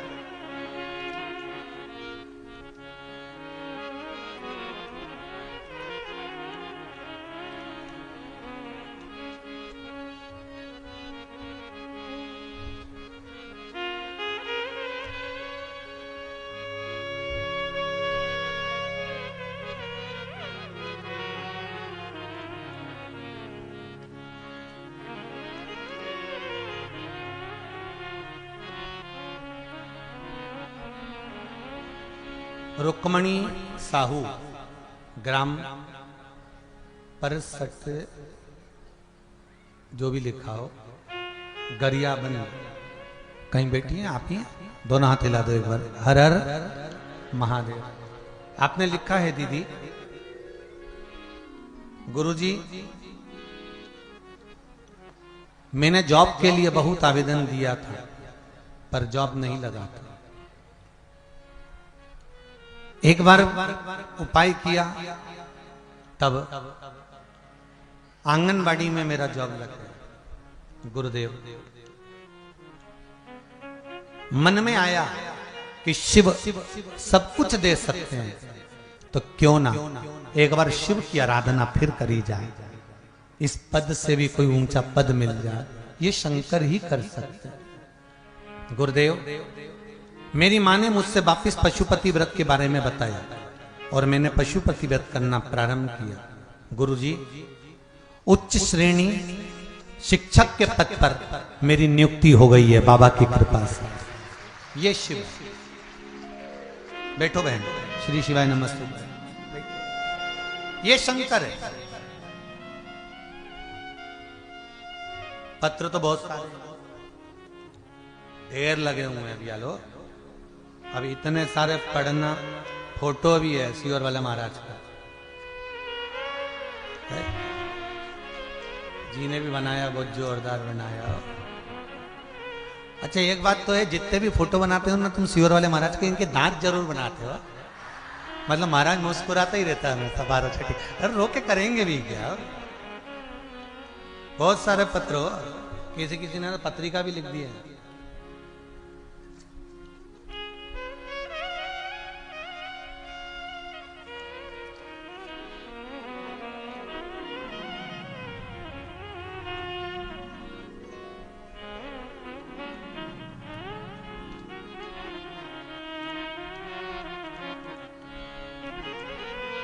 दान सिंह मंडलोई और मानकी मंडलोई, करिया टोला, डोंगर गांव, छत्तीसगढ़। कहीं बैठे हैं क्या? हाथ उठाओ जरा, कहीं बैठे हो क्या? दान सिंह मंडलोई, मानकी जी मंडलोई, बैठे हैं कहीं?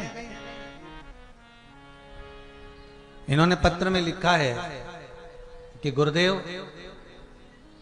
नमन करता हूं, कई बार सोचता था कि गाड़ी लूं, पर ना धन था ना इतना वैभव था। 5 से 7 साल से सोच रहा था कि गाड़ी लूं पर नहीं ले पाया। एक बार आपकी शिव महापुराण की कथा YouTube के माध्यम से सुनी। कथा में पशुपति व्रत का चरित्र श्रवण किया और दूसरे ही हफ्ते व्रत चालू किया। मेरा आत्मविश्वास बढ़ता गया और गुरुदेव व्रत चालू रखते करने के दूसरे ही हफ्ते में मेरे घर में गाड़ी आ गई। ये शिव कृपा है। ये पत्र लिखा। ऐसे कई पत्र हैं साहब जिनको आप लोगों ने लिखा है। समय होगा जब पढ़ेंगे उसको। शिव कृपा इसीलिए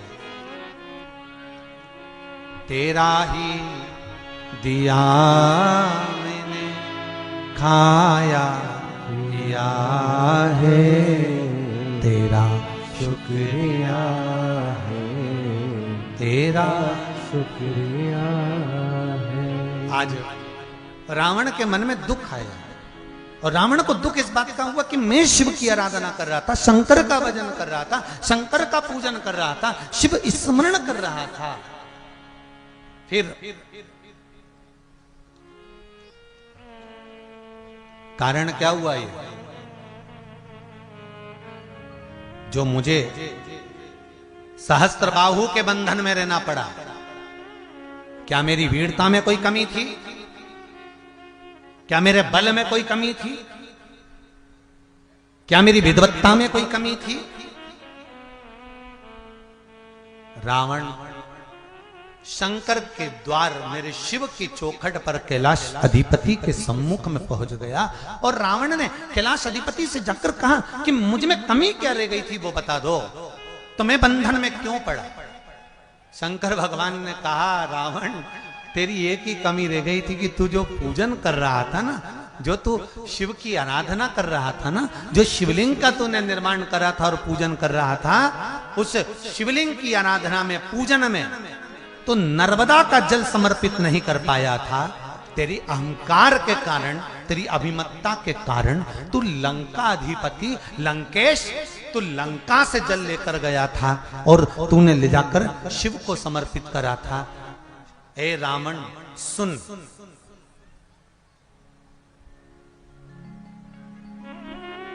रावण संहिता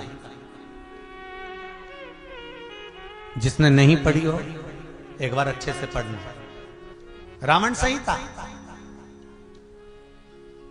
जिसमें सहस्त्रबाहु और रावण के संवाद के बीच में शिव का संवाद आया।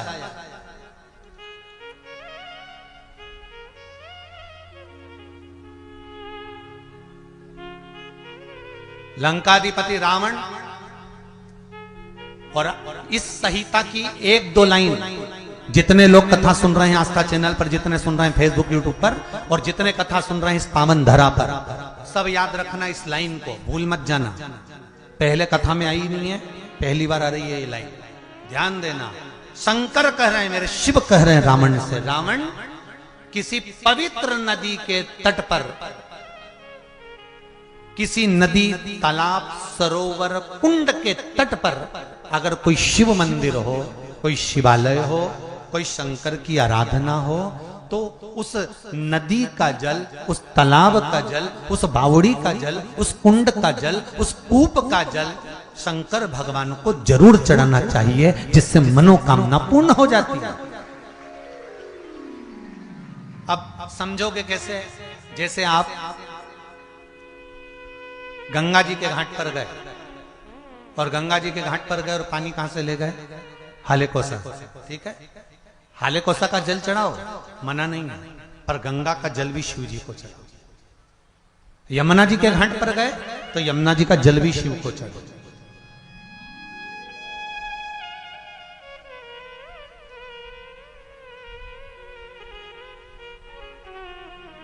जहां जा रहे हो वहां का जल शंकर भगवान को जरूर चढ़ना चाहिए। ये शिव का है।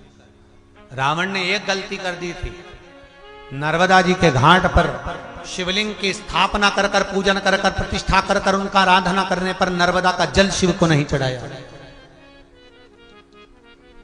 जिसके कारण बस रावण को सहस्त्र बाहु की भुजाओं के चुंगल में फंसना पड़ा और कैद में रहना पड़ा। कैद में रहना। तुमने गलती एक करी है। रावण कहता है कि मेरे पास में जल की कमी है। शिव जी कहते हैं जल की तो कमी नहीं है, पर जो घाट पर देव अधिदेव महादेव का जो शिवलिंग होता है, घाट पर बना होता है, उसको जिस घाट पर बना होता है उस घाट के जल की जरूरत होती है। छिपरा के तट पर जाओ और छिपरा के देव अधिदेव महादेव महाकाल राजा को आप नर्मदा जी का जल लाला कर चढ़ाओ और छिपरा जी का पानी मत चढ़ाओ, तो महाकाल राजा स्वीकार करेंगे? अरे जम के तो बोलो नहीं। गंगा के घाट पर जाओ और गंगा के घाट पर जो शिवालय है वहां दूसरी जगह से जल लाकर चढ़ाओ और तुम गंगा का जल गंगा के घाट के महादेव को नहीं चढ़ाओगे तो स्वीकार करेंगे? नहीं।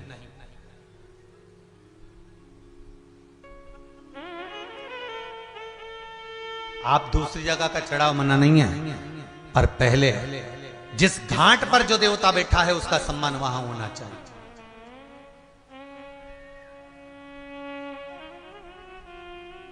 अपने क्षेत्र का अध्यक्ष आए, अपने क्षेत्र का उपाध्यक्ष आए, अपने क्षेत्र का एमएलए आए, अपने क्षेत्र का सांसद महोदय आए, अपने क्षेत्र का कोई संत आए, अपने क्षेत्र का कोई साधु आए, अपने क्षेत्र का कोई तपस्वी, कोई साधक, कोई ब्राह्मण, कोई गुरुजन आए, तो उसका आदर आपको करना चाहिए।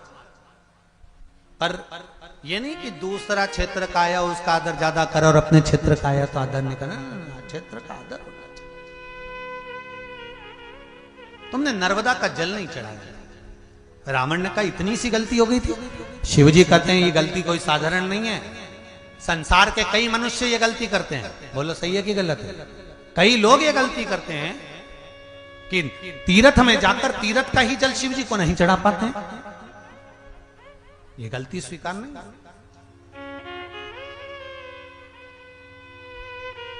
रामेश्वर कौन कौन गया है? हाथ उठाइए जरा। जितने लोग रामेश्वर गए जरा हाथ उठाओ। अरे वाह, बहुत सारे गए हो रे। रख लो रख लो। बहुत रामेश्वर गए हो तो रामेश्वर में जल कहां का ले जाकर चढ़ाया तुमने? जम के बोलो जरा।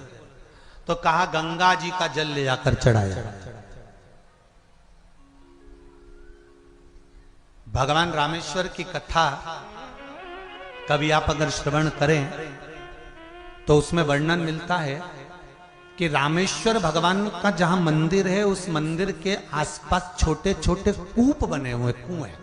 जो लोग गए होंगे उन्होंने बाल्टी से स्नान करा होगा वहां, थोड़ा थोड़ा पानी से छोटे छोटे कूप बने। वो कूप तुम्हारे स्नान के लिए बना है। अरे बोलो तो जम के। ये कूप तुम्हारे स्नान के लिए तो बाद में बने हैं।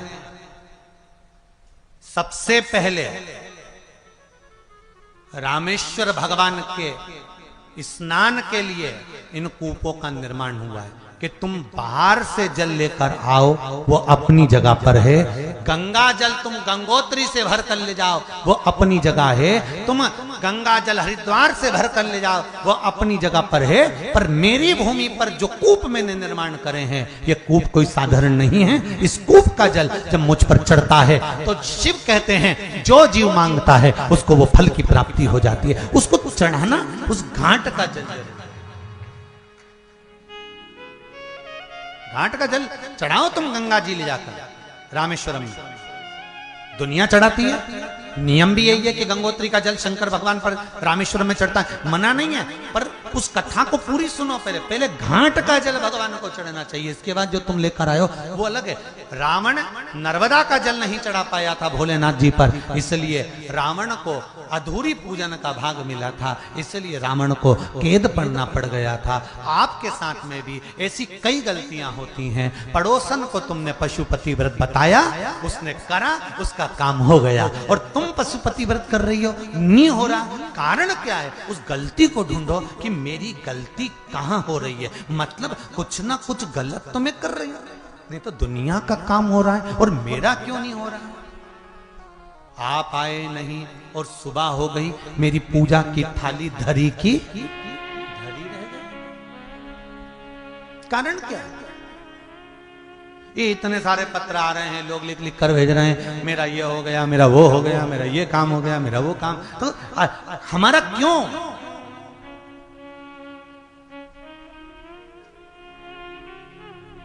गलती ढूंढो अपनी, गलती कोई दूसरा नहीं ढूंढेगा, और दूसरा गलती ढूंढता है ना तो वो राक्षस कहलाता है। इसलिए अपन को किसी की गलती में नहीं ढूंढना, अपन तो अपनी गलती खुद ढूंढो ना। दर्पण में मुंह देखो, अपने आप समझ में आ जाएगा। रावण में और दशरथ जी में अंतर क्या था?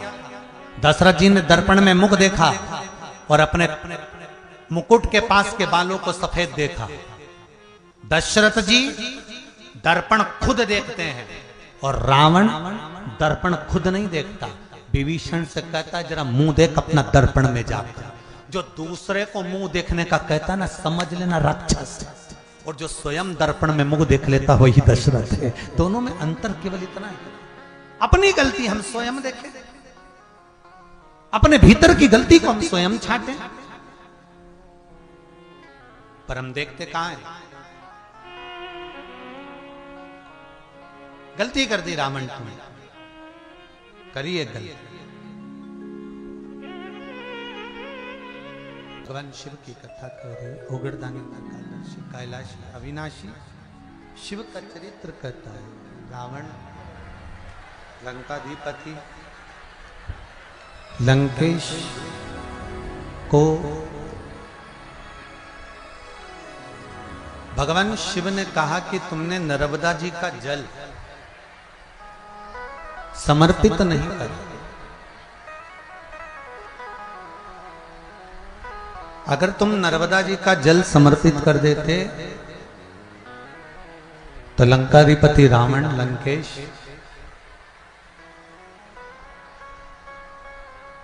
तुम्हें कोई बंधन नहीं बना सकता। एक बात अच्छे से सुन लो, जितने लोग आस्था चैनल पर सुन रहे हो, जितने फेसबुक यूट्यूब पर कथा सुन रहे हो, और जितने लोग हालेकोसा की इस पावन धरा पर कथा सुन रहे हैं, अपने घर में जो शिवलिंग है, अपने घर के अंदर जो भी शिवलिंग है, भले वो छोटा से छोटा हो, बड़ा हो, जैसा भी शिवलिंग, आप सब जगह का जल शिवलिंग पे चढ़ा। पर शिव महापुराण की कथा कहती है कि अपने घर का जल भी शिवलिंग पर चढ़ना चाहिए। निज जगह, अपनी भूमि।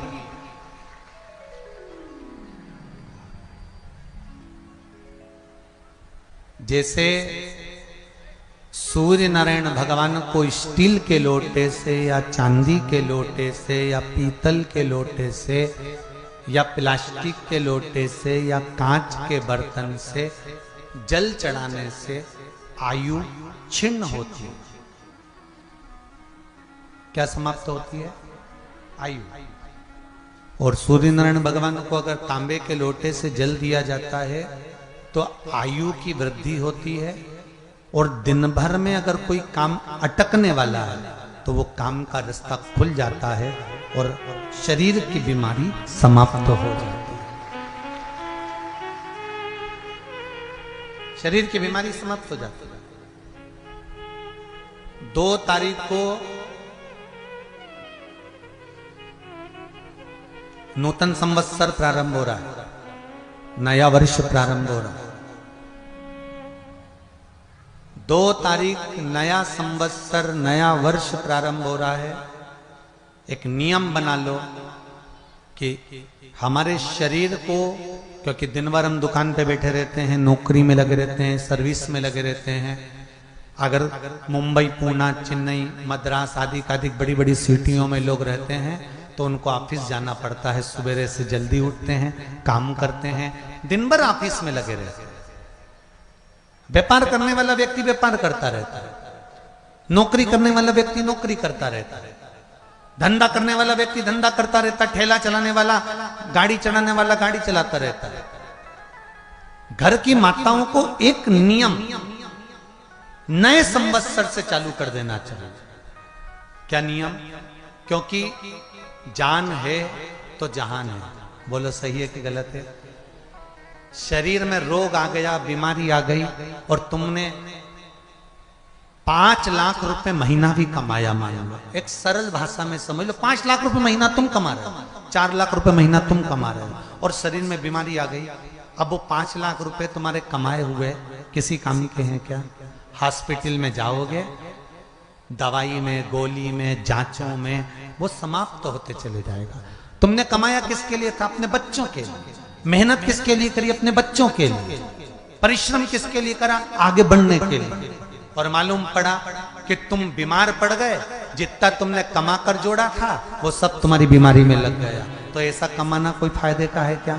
कमाओ, दिल से कमाओ, जितनी तुम्हारी कैपेसिटी है उससे दुगना कमाओ, पर उसके साथ एक काम चालू करो कि तुम अंतिम क्षण तक, जब मौत तुम्हारे दरवाजे पर आए, तुम्हारी उम्र जब पूरी हो, तब तक भी तुम बीमार नहीं पड़ो। उसके लिए एक काम चालू कर दो कि नए साल से हमें तांबे के लोटे में पानी भरना है, सिर से 8 इंच ऊपर रखना है, सूर्य को अर्घ देना है और जो पानी नीचे गिरेगा उस पानी में से सूर्य का दर्शन करना है। वो पानी जब हमारे शरीर के इस हृदय रेखा के सम्मुख से, इस कपाल रेखा के बीच में से, मध्य से उस पानी की धार जब सूर्य की किरण देगा तो हमारे शरीर में कोई बड़ी बीमारी, ना कैंसर, ना लीवर, ना किडनी, कोई अटैक पटैक आ ही नहीं सकती। मेरा बच्चों से भी निवेदन है कि आप अपने पापा से कहो, आप अपनी मम्मी से कहो, और बड़ों से निवेदन है वो अपने बच्चों से कहो। बुजुर्ग माताओं से निवेदन है, अगर आप अपने बच्चों को सुखी देखना चाहती हो, बीमारी में पैसा नहीं लगाना चाहती, आप अपने बच्चों को अंत समय अपनी आंखों से उसको तड़पता हुआ नहीं मरना देखना चाहती, तो सूर्य को अर्घ देना चालू कर दो। क्योंकि सूर्य की किरण जल के साथ जब इस शरीर पर पड़ती है तो शरीर में कोई बीमारी टिक ही नहीं सकती। ये श्रीमद् शिव महापुराण की कथा कह रहे हैं। ये ज्योतिष शास्त्र कहता है, रंग शास्त्र कहता है। हमारे जितने ज्योतिष शास्त्र हैं, रंग शास्त्र हैं, नग बताते हैं, मोती बताते हैं, नीलम बताते हैं, पन्ना बताते हैं, ये सब क्या पहनाते हैं? रंग का क्यों पहनाते हैं? क्योंकि रंग का इफेक्ट इस शरीर पर पड़ता है। कपड़े कौन से कलर के पहन रहा है उसका इफेक्ट इस शरीर पर पड़ता है। उसी तरह 8 इंच ऊपर मस्तिष्क से तुम्हारा हाथ होना चाहिए, तांबे के कलश में जल होना चाहिए और सूर्य को देखकर उस जल की धार में सूर्य को जल दीजिए। जिंदगी में बीमारी तुमको नहीं घेर सकती, और बीमार हो भी गए हो तो 15-20 दिन करके देखने में कुछ नहीं जाता। बाद में मत करना, सियोर वाला हमारा झूठ बोल रहा होगा, उसमें क्या दिक्कत? क्यों कह रहे हैं, क्यों बोल रहे हैं? उसका एक कारण है, आज के समय में लोग 80 साल और 90 साल के होकर नहीं जा रहे भाई। आज के समय में लोग अटैक आता है, बीमारी आती है, कैंसर हो गया, शुगर हो गई, बीपी हो गया, 60, 70, 75, 55, 40 में लोगों के प्राण छूट जा रहे हैं। अगर ये पूरी पृथ्वी युवानों से जवानों से अगर विहीन हो जाएगी तो किस काम की? तुम्हारा कमाया गया धन किस काम का हो? कौन कौन ले रहा है नियम? आज से 2 तारीख से नियम बना लो कि नूतन वर्ष से 1 तांबे का लोटा जल सूर्य नारायण को अर्घ देना है हमको प्रतिदिन। घर का चाहे छोटा हो चाहे बड़ा हो, जिस बच्चे को रोज बुखार आता हो, निमोनिया हो रहा हो, जिसका लीवर किडनी डैमेज हो गया हो, वो नियम बना लो 15 दिन के अंदर 20 दिन के अंदर डायलिसिस में अंतर आ जाएगा तुम्हारे। तुम कर तो देखो, इस प्रभाव करो, बनाओ नियम।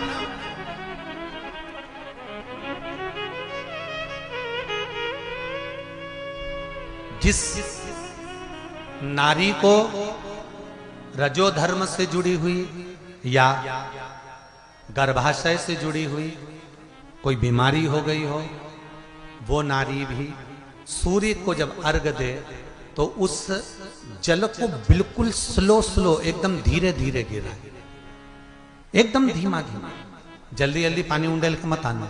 सूर्य देवता को अर्घ देना।